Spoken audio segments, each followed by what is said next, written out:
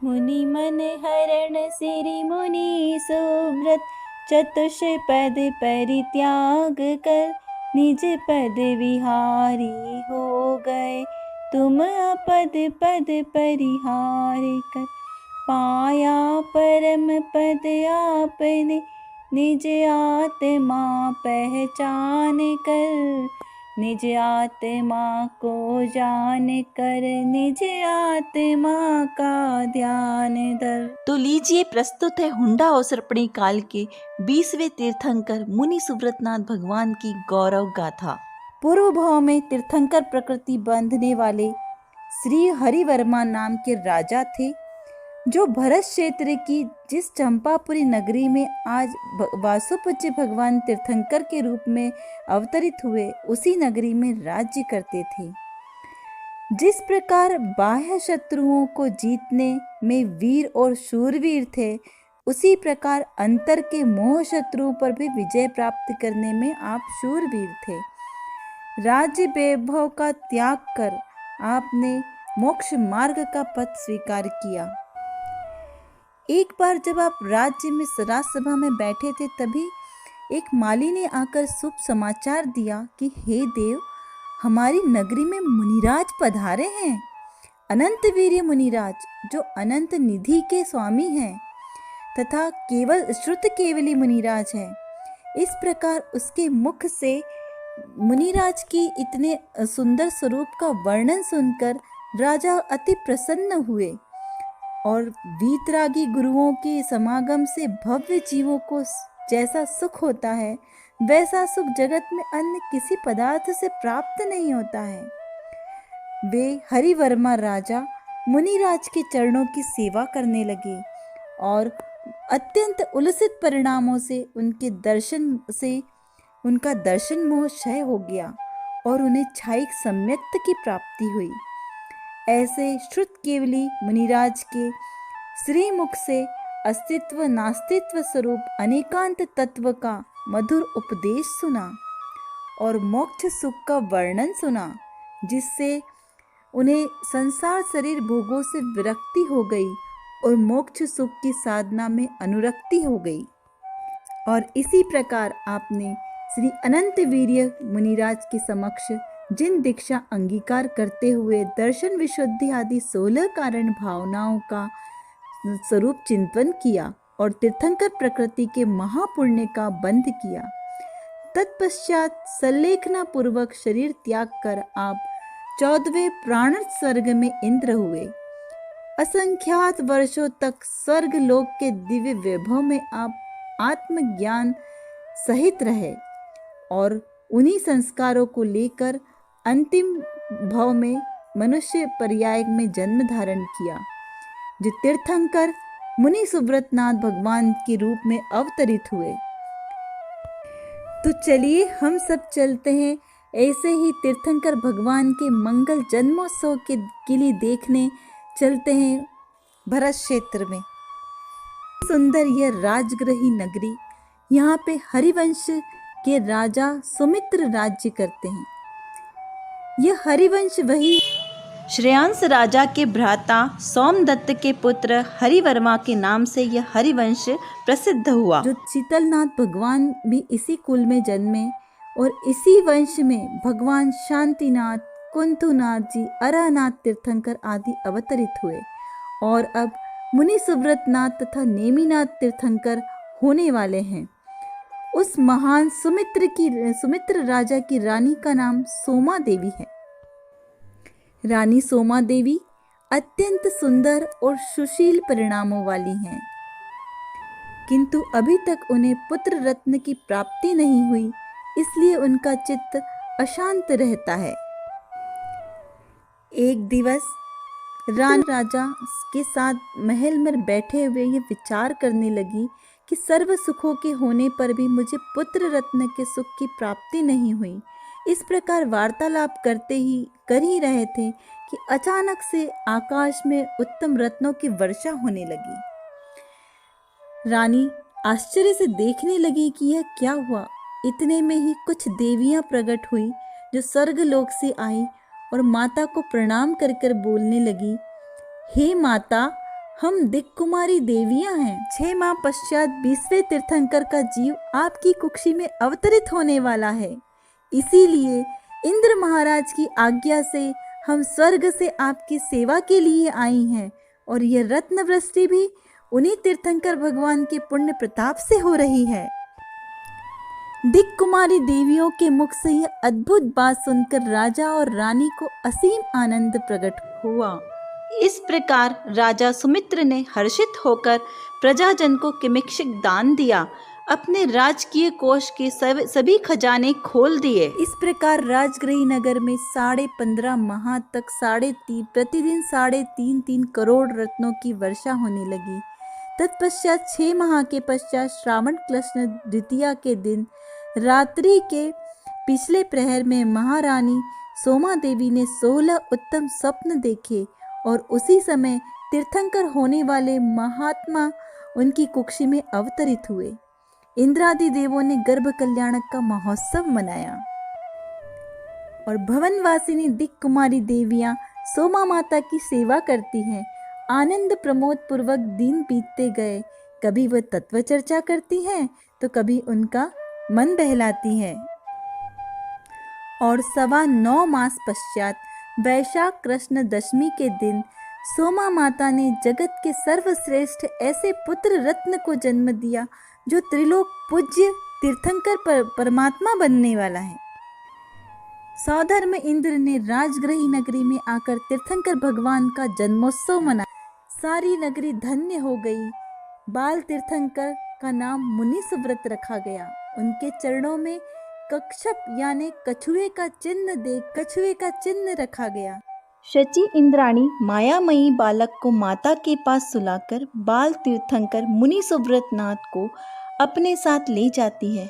सौधर्म इंद्र अपने पूरे वैभव के साथ ऐरावत हाथी पर बैठाकर बाल तीर्थंकर को सुमेरु पर्वत पर ले जाते हैं, जहां 1008 भव्य कलशों से बाल तीर्थंकर का जन्माभिषेक करते हैं और स्वर्ग से लाए हुए ही वस्त्र आभूषण आदि पहनाकर राजगृही नगरी में सौधर्म इंद्र पुनः लौटकर 1008 नेत्र बनाकर भी प्रभु के रूप को नहीं देख पाते। ऐसा है प्रभु का अनुपम सौंदर्य। नाथ तीर्थंकर के 54 लाख वर्ष पश्चात मुनि सुव्रत नाम के तीर्थंकर हुए। उनकी आयु 30,000 वर्ष थी। शरीर का रंग मोर के कंठ के समान सुंदर था। अनेक देशों के राजकुमार और देव उनके साथ विभिन्न प्रकार की अद्भुत क्रीड़ाएं करते करते बचपन बीतते गया। 7,500 वर्ष की आयु में मुनि सुव्रत कुमार का राजगृह में राज सिंहासन पर राज्याभिषेक हुआ। उन्होंने 15,000 वर्ष तक राजगृह का राज्य किया। उनके शासन में राजगृह एक विश्व प्रसिद्ध धर्म नगरी। बाल तीर्थंकर के युवावस्था में प्रवेश होते ही उत्तम राजकन्याओं के साथ उनका विवाह हुआ। इसी तरह सुंदर राजकुमारियों ने बहुत ही सुंदर सुगुण पुत्रों को जन्म दिया। इस तरीके से मुनि सुव्रतनाथ कुमार का कुलवंश समृद्ध हुआ। महाराजा मुनि सुव्रत की आयु जब 22,500 वर्ष की हो गई थी, तब एक बार वैशाख कृष्ण द्वितीया के दशमी के दिन जन्म का महान दिवस धूमधाम से मनाया जा रहा था। राजगृही नगरी में चारों ओर हर्षोल्लास का वातावरण था। ठीक उसी समय महाराजा के मुख्य गजराज ने खाना पीना छोड़ दिया और उदास होकर बैठ गया। गजरक्षक महाव्रत घबरा गए। उनकी समझ में नहीं आ रहा था कि अचानक गजराज को क्या हो गया। वे हाथी को लेकर महाराजा मुनि सुव्रत के पास आए और कहने लगे, हे महाराज, आज तक इस गजराज को पता नहीं क्या हो गया जो हमारी समझ में नहीं आ रहा है और इसने खाना पीना छोड़ दिया।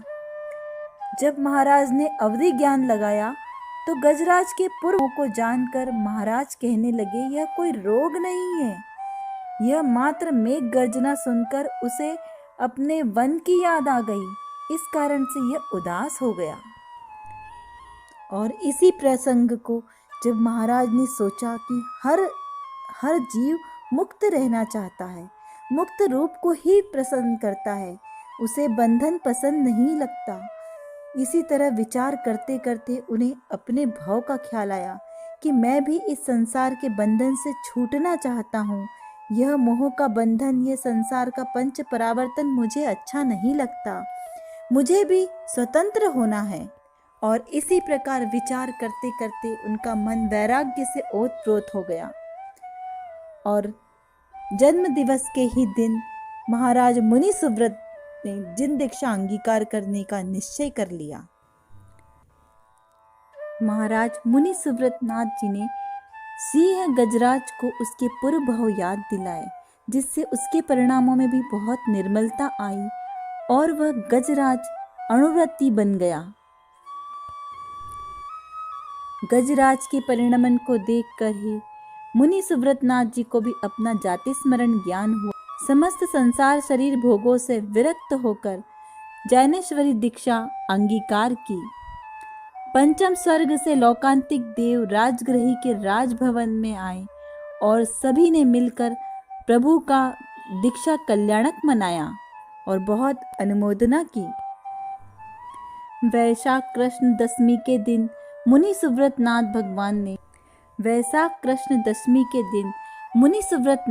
जी ने राजगृह के नीलवन में 1000 राजाओं के सहित दीक्षा ग्रहण की। शुद्धोपयोगी मुनि हुए। उत्तम व्रतधारी उन मुनिराज को प्रथम आहार दान देकर राजगृह के राजा वृषभसेन भी धन्य हो गए। प्रभु ने 1 वर्ष तक मुनि दशा में आत्म साधना की तथा वैशाख कृष्ण नवमी के दिन प्रभु पुनः राजगृह पधारे और वहीं दीक्षावन में अपने चैतन्य स्वरूप में उपयोग को एकाग्र करके परमानंद में मग्न हो गए।